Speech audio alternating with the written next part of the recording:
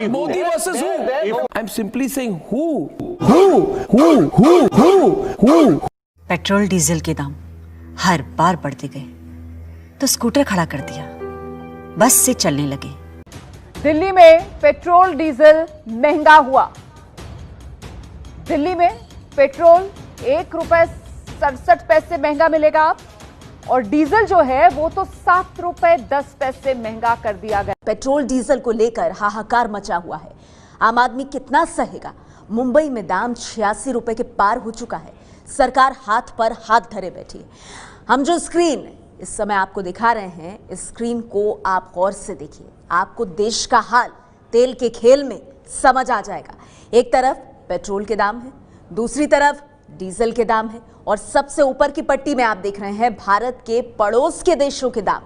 फर्क समझ आ जाएगा आपको। इन दामों को देखिए, एक भी देश का दाम आपको भारत के पेट्रोल और डीजल के दाम के बराबर नहीं दिखाई देगा।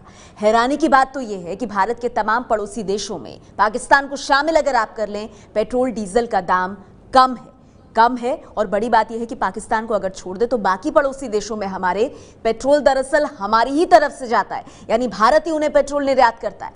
पढ़ाई लिखाई के खर्चों ने हमारी जेबें खाली कर दी, फिर भी मन मारकर काम चलाया।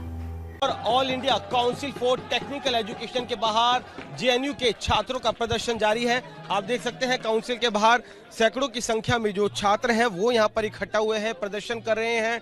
दरअसल जो हॉस्टल मेन्यू में बदलाव किए गए हैं, जो हॉस्टल की फीस में बढ़ोतरी की गई है, उसको लेकर इनका ये जो पूरा का पूरा प्रदर्शन था।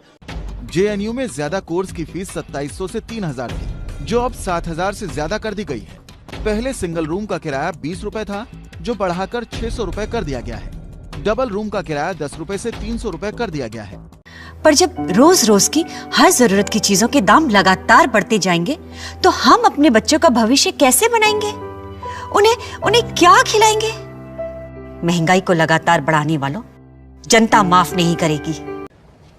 महंगाई कहां से कहां पहुंच गई। एक तरफ जीडीपी का गिरना, दूसरी तरफ इन्फ्लेशन का बढ़ना।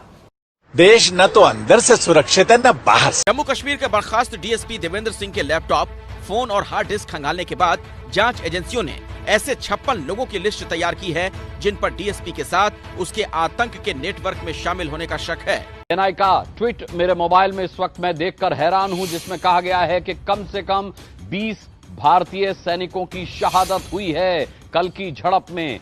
अरे दुश्मन के हमले की बात तो बहुत दूर की है, अगर कोई वारदात हो जाए ना तो भरोसा नहीं कोई कुछ करेगा। एटीएस की गिरफ्त में आईएसआई के 11 लोगों में से एक ध्रुव सक्सेना नाम का शख्स है, जिसे कल भोपाल से गिरफ्तार किया गया। ध्रुव पहले बीजेपी की भोपाल जिला इकाई में आईटी सेल से जुड़ा हुआ था। कम समय में करोड़पति बनने के लालच में ध्रुव देश की खुफिया जानकारी आईएसआई से शेयर करने लगा। कल सुबह आतंकवादियों ने उरी के सेना मुख्यालय पर हमला कर दिया था। आतंकवादियों ने डीजल स्टोर को निशाना बनाया था, जिससे बड़ा धमाका हुआ था, और इसी धमाके में झुलसने से ज्यादातर जवान हमारे शहीद हुए। उरी हमले में 25 जवान घायल भी हुए हैं, लेकिन जो गंभीर बात है वो ये कि 17 जवानों की कल खबर आई थी, लेकिन आज ये तादाद बढ़कर हो गई है 20-25 जवान हमारे घायल हैं। बस कुछ दिन ठहर जाओ, न देश के अंदर न किसी दुश्मन का डर होगा, न बाहर। न देश की सीमाओं को नजर लगेगी, न दुश्मनों की नजर हम पर उठेगी, क्योंकि अच्छे दिन आने वाले हैं। अच्छे दिन? हाँ। आतंकी हमले में 3 जवान शहीद हुए हैं। पंपोर में यह आतंकी हमला हुआ। वो AK-47 की मैगजीन, हैंड ग्रेनेड, गोला बारूद और पाकिस्तान की दवाइयां भी मिली है, जिससे साफ होता है कि आतंकवादी लंबे वक्त तक रुकने और खून खराबा करने के मकसद से ही यहां पर आए थे। पुंछ सेक्टर के बालाकोट में भारत की दो चौकियों को निशाना बनाकर गोलीबारी की गई है।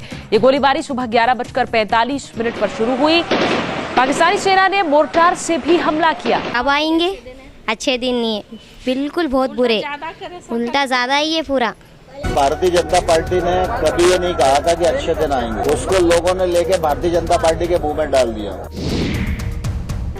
सरकार ने झूठे वादे किए और सबको बस बेवकूफी बनाया, इसका मतलब समझो यही। फिर एक बार मोदी सरकार, भाजपा को वोट दें।